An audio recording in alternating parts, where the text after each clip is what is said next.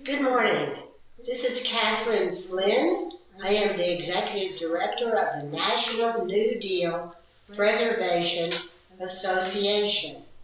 And we have a chapter, a very active chapter in New Mexico.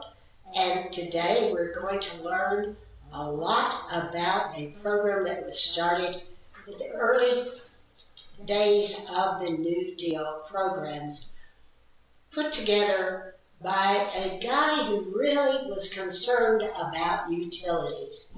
He had electricity at home, and he had electricity in a cottage down in Georgia that he had because he went down there to take care of his polio problem. And he just found out how much more money it was costing him at the rural level than at the in-town level. And he was concerned about that so much that he put in a lot of energy to make that change and to make things be equal for all in terms of their cost of the utilities. If they had it. Most people at that time that lived in rural areas did not have electricity. And that was a pretty sad way to have to live without electricity. Most of our listeners can't even fathom what that might have been like. But I do remember some things.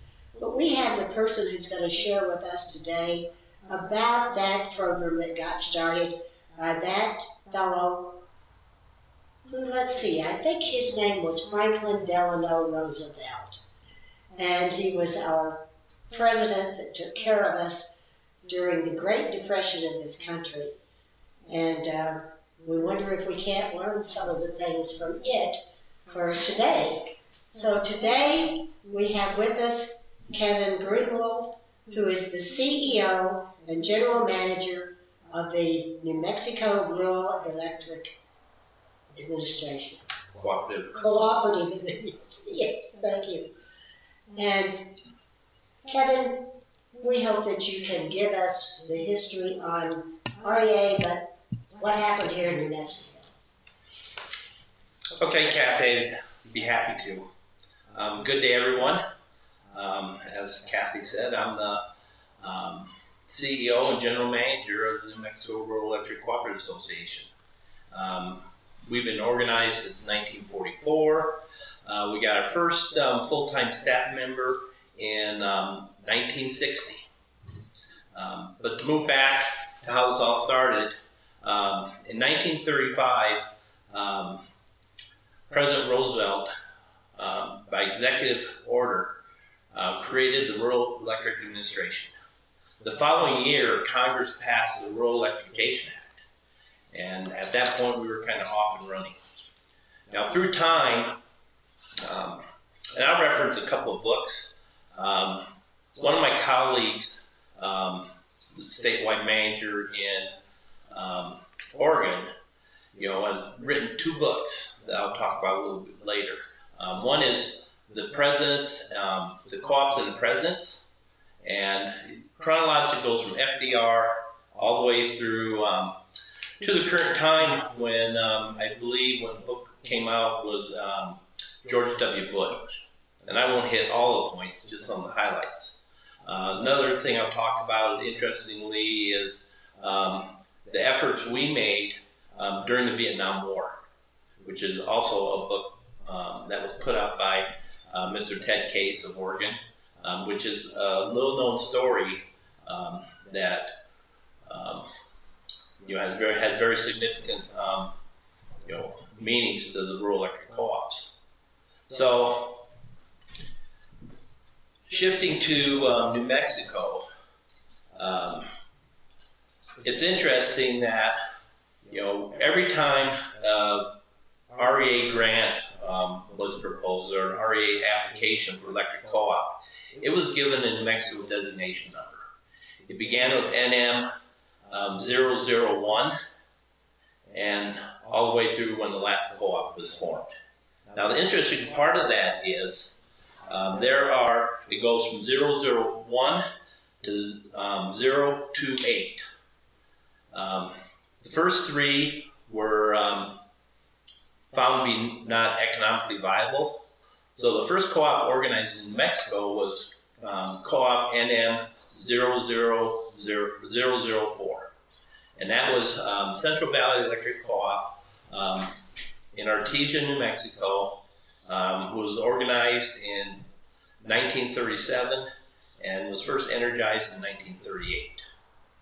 The last co-op to be organized and energized is Jemez Mountains Electric Co-op out of Espanola.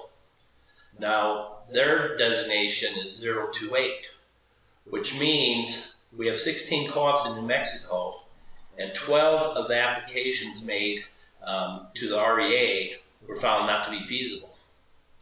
So that's kind of an interesting historic note. And most of them failed because they didn't have enough customer base.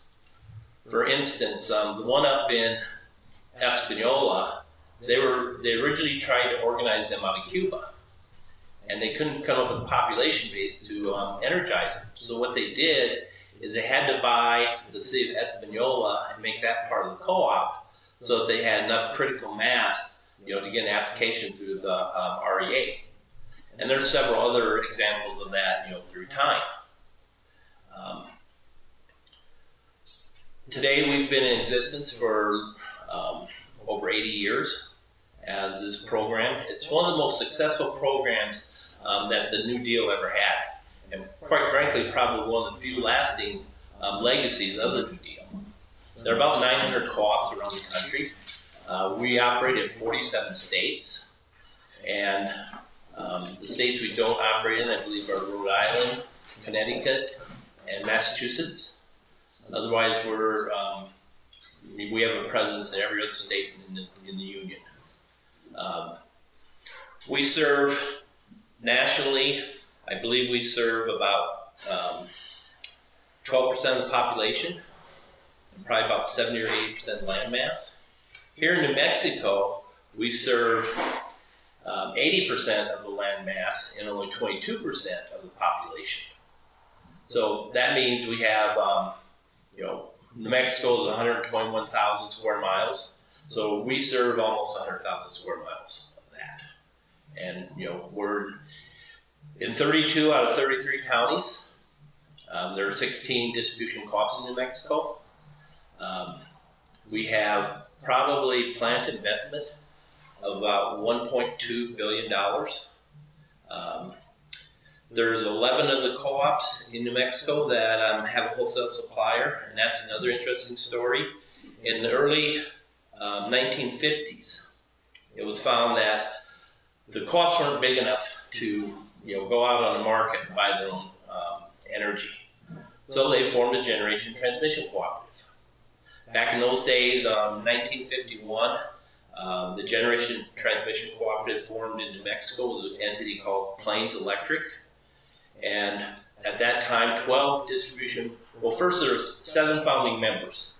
And over time, there ended up being 12 New Mexico distribution co-ops and 1 distribution co-op headquartered in Arizona that served parts of New Mexico.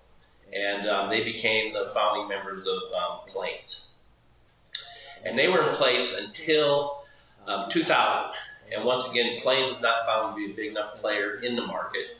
So they in turn merged with Generation Transmission Cooperative out of Westminster, Colorado, which is a northern suburb of Denver, called Tri-State. And Tri-State serves entities, co-ops in Colorado, Wyoming, Nebraska, and New Mexico. They have there are a total of 42 members, and they have a footprint that almost rivals the size of Texas. So that is a pretty massive footprint to serve. Yeah. The 4 co-ops on the east side, and that includes Farmers, Roosevelt County, Lee County, and Central Valley. Now they're unique. They originally had a wholesale supply from an investor-owned utility called Southwestern Public Service Company. And in 2010, they signed on memberships from Western Farmers Electric Co-op out of Anadarko, Oklahoma. And the reason being is, there's an eastern grid that is not synchronous to the western grid, and that runs through eastern New Mexico. So their service went to the east, while the tri-state members, Plains and tri-state members, stayed here on the western side. So over time, I would characterize this as in, the build out was in the 30s and 40s. And what happened is they started energizing probably the first 3 or 4 co-ops in the late 30s. And then World War II hit. And you had about a 4 or 5 year hiatus where all raw materials went to the war effort. There were co-ops that were organized, but they couldn't get the material to build their infrastructure and energize. So that energization started probably after 46. So you got a bunch of co-ops that were energized between 46 and 49. And then in the 50s and 60s, it was all about getting power out to the rural areas.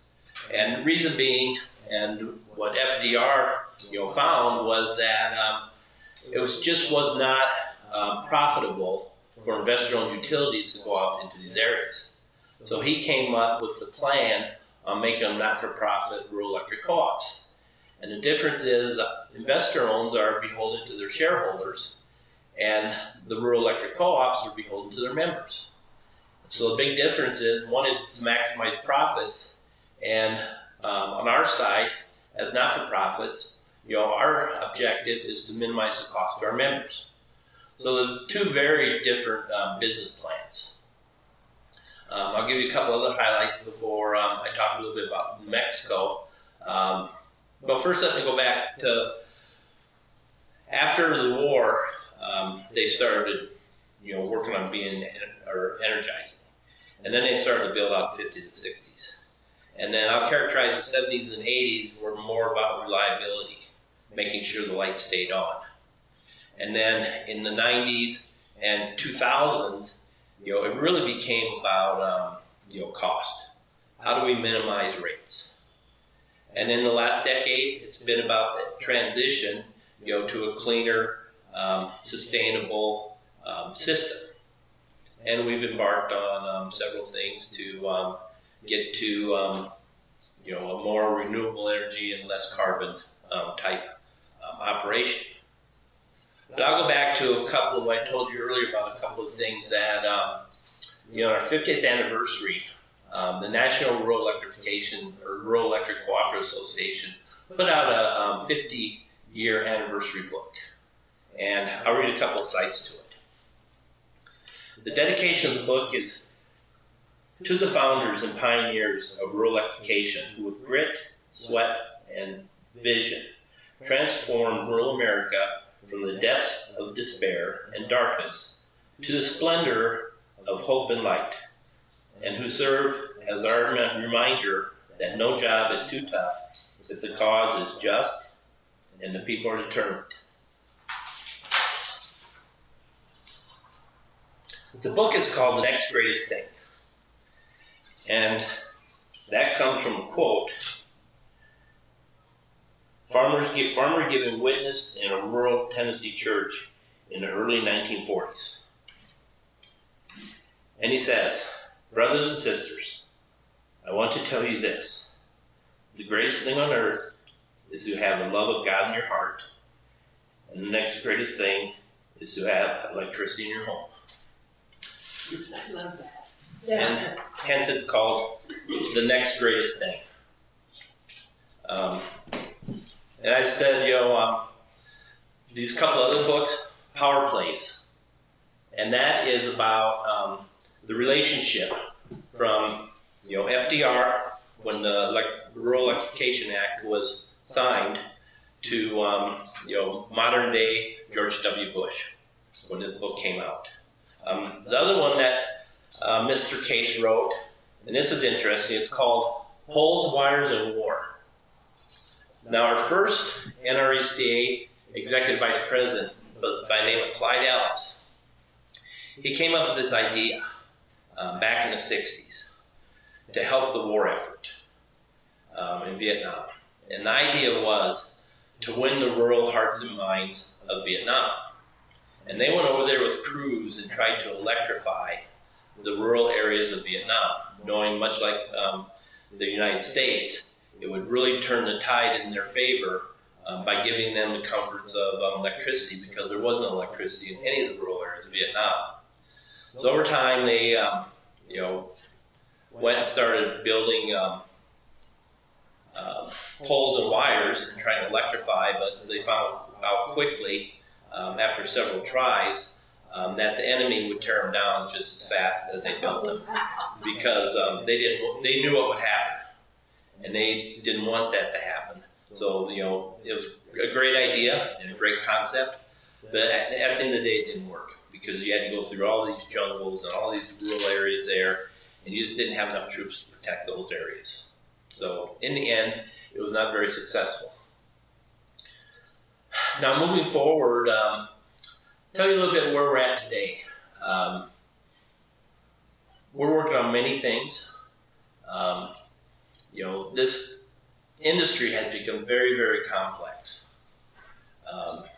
And what we're finding today is our members desire, for a cleaner and less carbon footprint. And we're on a path to meet renewable portfolio standards by 1925. Of 40% of our energy has to be clean and carbon free.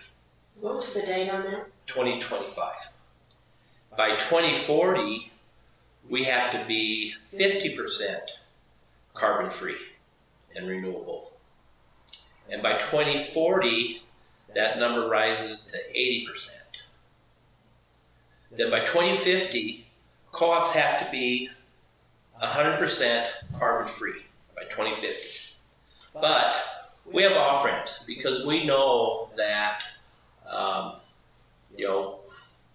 it needs to be reliable, affordable, and technologically feasible. Now, the investor-owned utilities have a different path, and they don't have the off-ramps that we do. And I know 2050 is a long ways away, but there's going to be the development of new technologies for us to get there, because we don't have the means to get there. We can easily make 2025 and 2030. And even today, the other generation transmission cooperative, Western Farmers Electric Cooperative out of Anadarko, Oklahoma, they're a member of an organized market called the Southwest Power Pool. And what they do is, it's a 14-state footprint, and everyone sells into a day-ahead market. And then the cheapest energy comes out the next day. And they have invested heavily in wind resources, and are also ramping up some solar resources, and at times are over 50% renewable today. So they've already meeting the 2030 goals. Tri-State is a little bit behind. The other big advantage that the co-ops have is, back in the 30s when they were building, for flood control and irrigation, Hoover Dam and Glen Canyon Dam in the 60s, they went to the rural electric co-ops and said, hey, to make this more economically feasible, we're going to put in hydropower, but we'd really like you to buy the output and commit to buying the output. And at the time, it was more expensive than what we could buy it from other places. But in good partnership with the federal government, we agreed. And today, it's some of the cheapest resources out there. And in addition, being hydro and having no carbon emissions is a renewable energy. So that's worked over time, worked very well for us. And that's just our partnership, with the federal government. And the federal government, we are not government entities. We are all private businesses. We're just not for profit. Their IRS designations are 501c12s, and that's exclusively for rural electric co-ops. And there's 501Cs go from 501C1 all the way up to 501C26. So we're number 12. And the history of the REA, the Rural Electrification Administration, they focused pretty much on electric co-ops all the way up until probably the 1980s. In the 1980s, our plan was so successful, they started folding in rural telephones. They started folding in, water and wastewater projects, and and a host of other, entities and grant programs and other programs. So in 1994 or 1992, the then head of the House Ag Committee was a congressman from Oklahoma called Glenn English. And he introduced a bill to change the name from the REA to the RUS, the Rural Utility Service. So since then, all these other various operations have been pretty much codified into the Rural Utility Service. And a few years later, they went under the Rural Development subdivision of USDA, United States Department of Agriculture. And that's where we've been ever since. Every state has a Rural Development Office, a state office, that operates in parallel with the Rural Utility Service. And we also, every state, not just state, I think it depends on how big service area, but we have what's called a GFR, a General Field Representative. And they, call on all the co-ops, make sure we're following all the regs.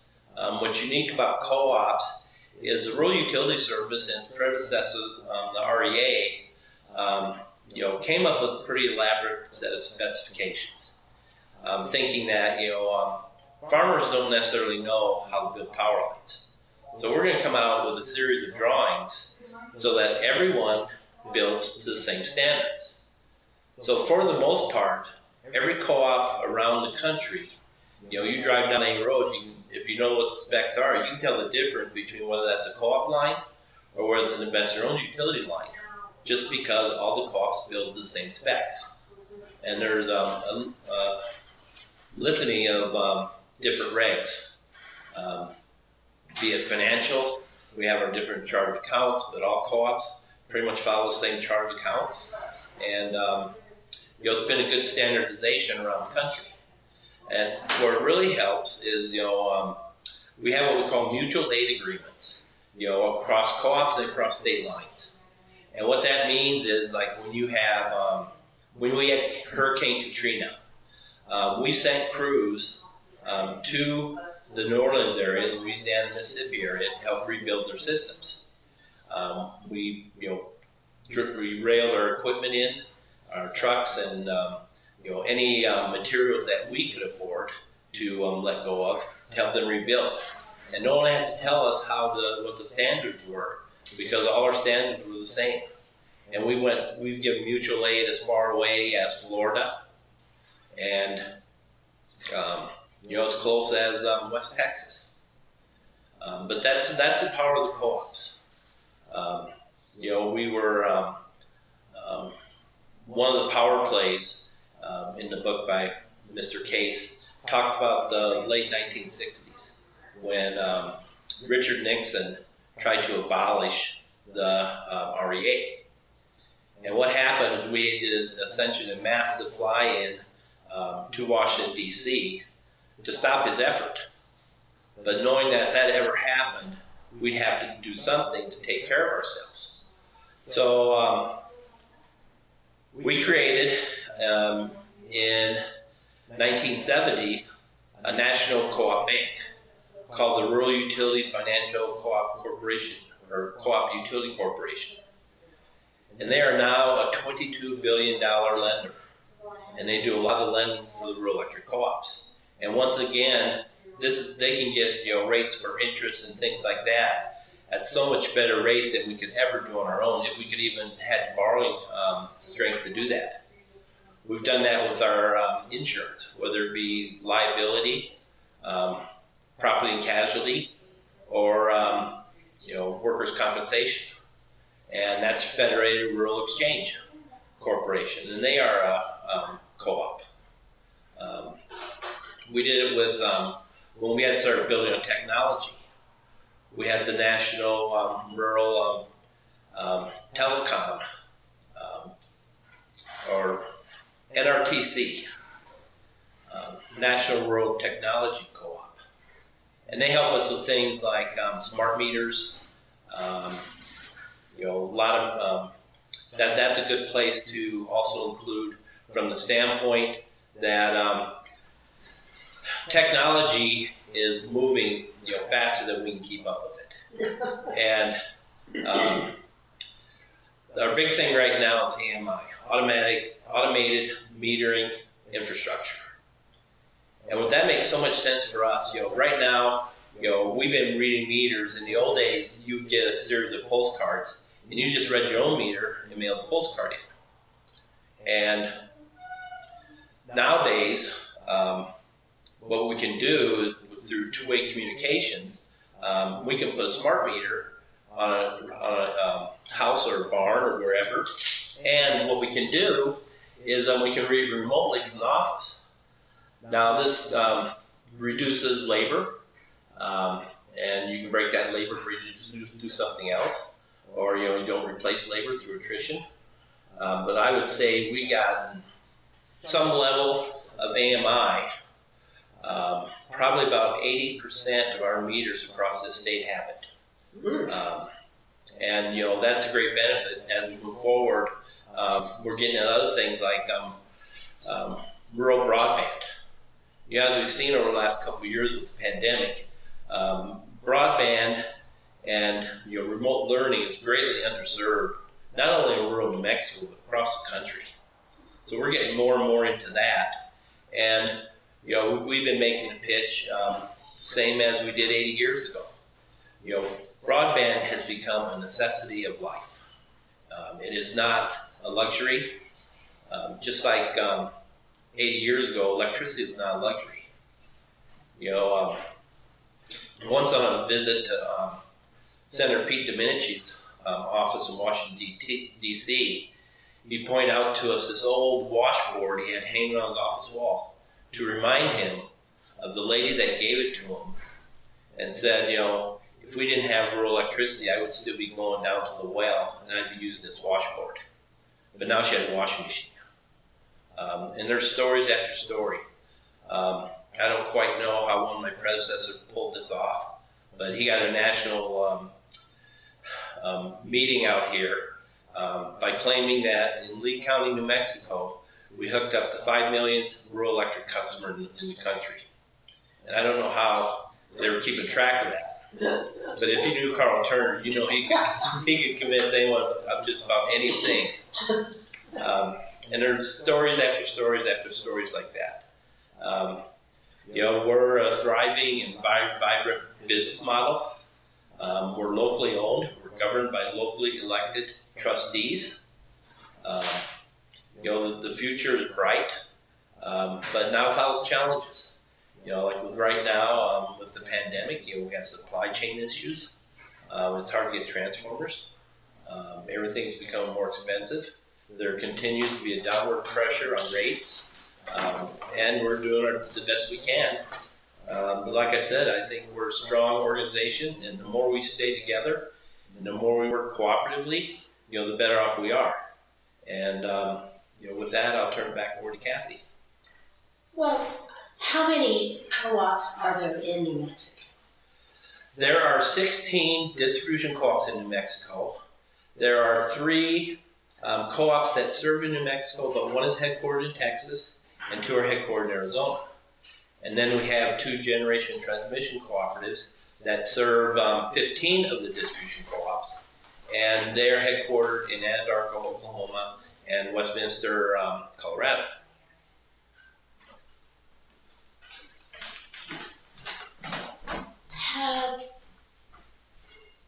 When did you first get exposed to electricity and REA? My first exposure to REA. Well, let's take it. I want to go back. When you were a kid, did you have REA or electrical services in your house? That's just what I was going to say. Okay. We were on. I have pretty much been in the co-op world my entire working life, and even as a kid, we got electricity from Groenewold County Electric Co-op in Minnesota, where I grew up. We milked cows. We sold our milk to the co-op creamery. We raised grain. We sold our grain to co-op granaries. Pretty much everything, all the business we did in rural Minnesota was co-ops. And then I went to college and I got a bachelor's degree in electrical engineering and a master's degree through the electric utility management program at New Mexico State. And then I worked a couple years for the Muni in Los Angeles. I came back to New Mexico and I worked 7 years at the Regulatory Commission. Started at the Public Service Commission, and when I left and came over here, it was the Public Utility Commission. And I'll be finishing up my 26th year here.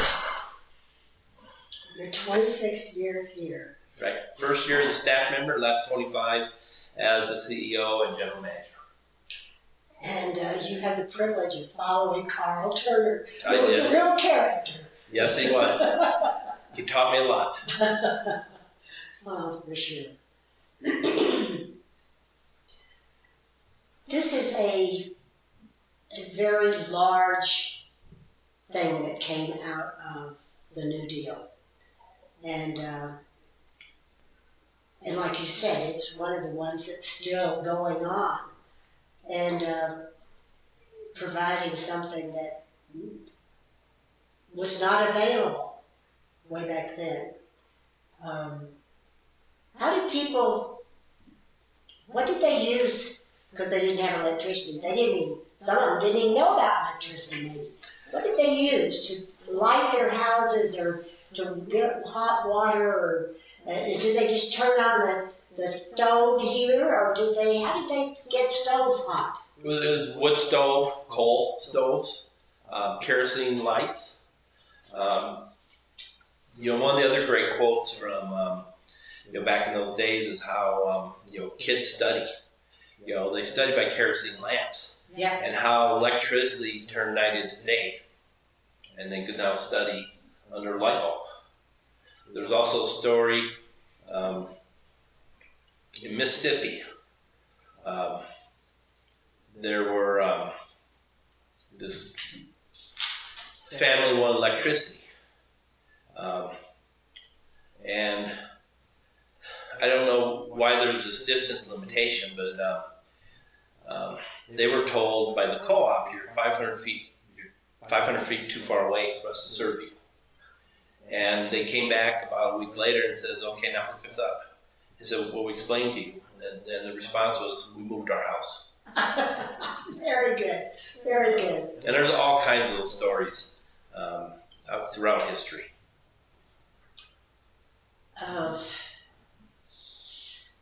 What is the largest co-op in New Mexico? Well, there's probably 3 ways to gauge that. Okay, well. By number of meters, that would be Jemez Mountains. I believe they had somewhere in the neighborhood of 32,000 meters. If you look by load, that would be Lee County Electric Co-op down in headquartered in Lovington, New Mexico, because they serve a lot of load in the Permian Basin, a lot of oil and gas load. If you look at it by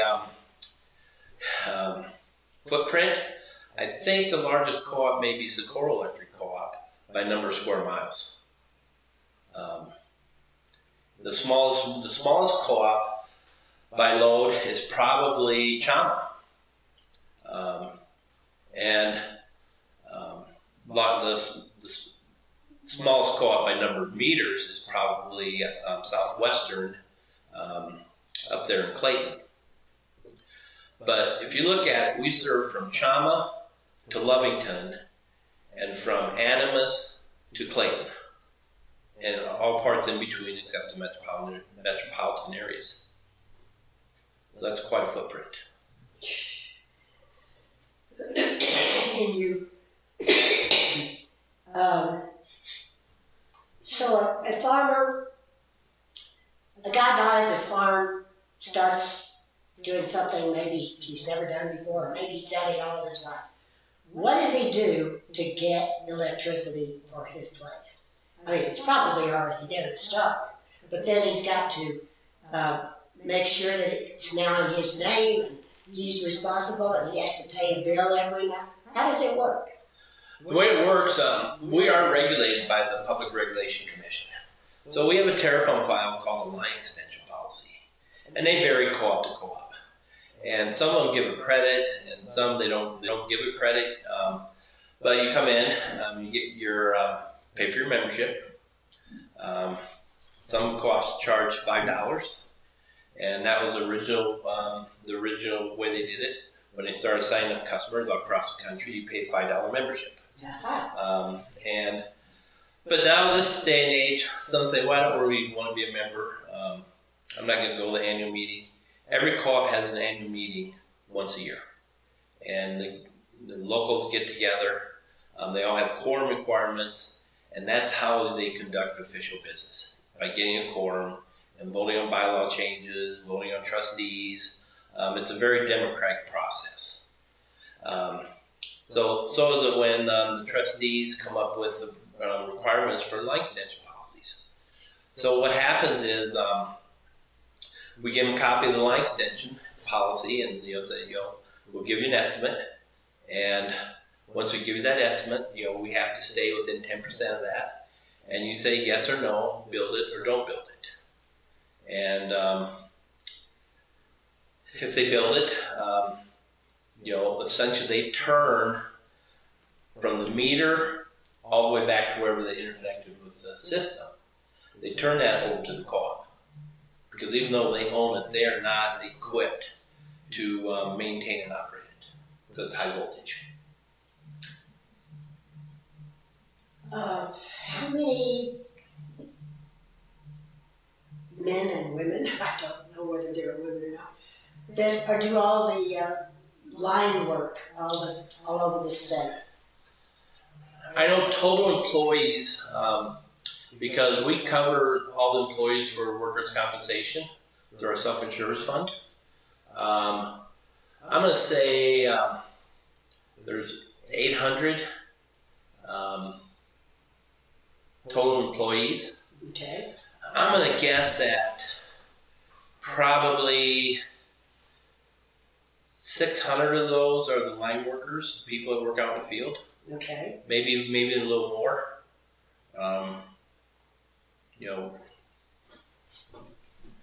But we're pretty lean and mean in the offices.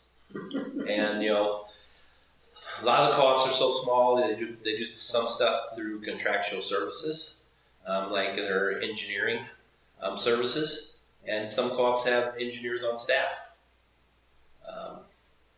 It just varies. Sure.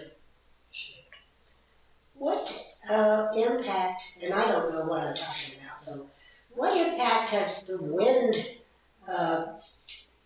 energy service done for or against our rural electric services? Two things. Most of the wind projects are being built in our areas. So what that means is that's a pretty good retail load for our members and the member co-ops. But it's also a great revenue resource for the distribution members. All these farmers and ranchers get the benefits and the lease payments from wind. Now the big projects are bought by our generation transmission cooperatives, and they enter into PPAs, like purchase power agreements. And the reason we do it by purchase power agreement is because little projects at the distribution co-op level, there's a lot of tax advantages. But as a rural electric co-op, we don't have a tax appetite because we're not for profit. So we work deals with the developers where we can share those tax savings with them. And wind and solar has become very, very reasonably priced in the last few years. So it's the major part of what we're adding to our portfolio. The only caveat is we still have to keep enough dispatchable resources so that we can keep this our electric grid reliable.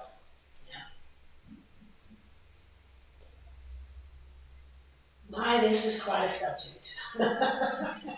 It's a lot more complicated than it was when I even started 25 years ago. I bet. As I understand it, you plan to retire soon. Now you're going to keep your foot in electricity in some way since you started it way back when in your life? I am retiring at the end of the year. I have no plans. But I'm sure I'll get tired of sitting on the porch and stuff like that. Well, if you get tired, just holler at us. We could get you involved with the New Deal program. Because we're all over the state. There were so many things that were created in this state, along with the REA, that we take for granted. I've seen some of the murals around the state. Oh gosh, yes. My assistant and I were in TRC a couple of days ago, and I was a bit disappointed. I've been there many times, but there's a beautiful mural in the post office in Truth or Consequences. Now, there are murals in other post offices all over the state and all over the country. But I was disappointed because they didn't have a sign up about their mural, because the federal government back in the 30s determined that that mural was the best one in New Mexico. So there are, and then of course we have our courthouses. There's just things all over and that we take for granted. Here in Santa Fe, there's plenty to go look at in terms of artwork, and then there's certainly lots of buildings that we go in every day.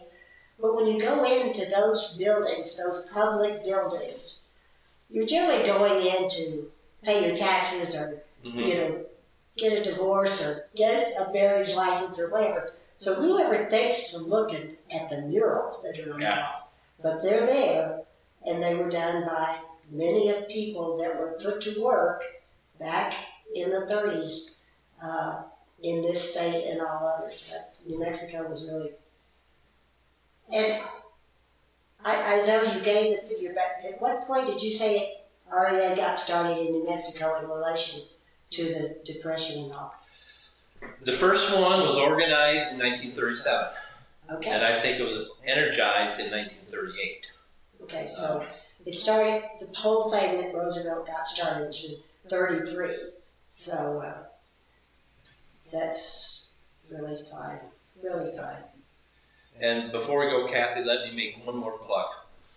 We also put out a magazine monthly called Enchantment Magazine. I love it every month. And it reaches about 120,000 homes in New Mexico. And the whole basis of it is stories about rural New Mexico. From the cover stories all the way to the want ads. And food, there's stuff about food in it. Recipes, book reviews, you name it. But it's a great little magazine, and it's one of the benefits of membership. If your local co-op is a member of the statewide association, then you go get the Chapman magazine.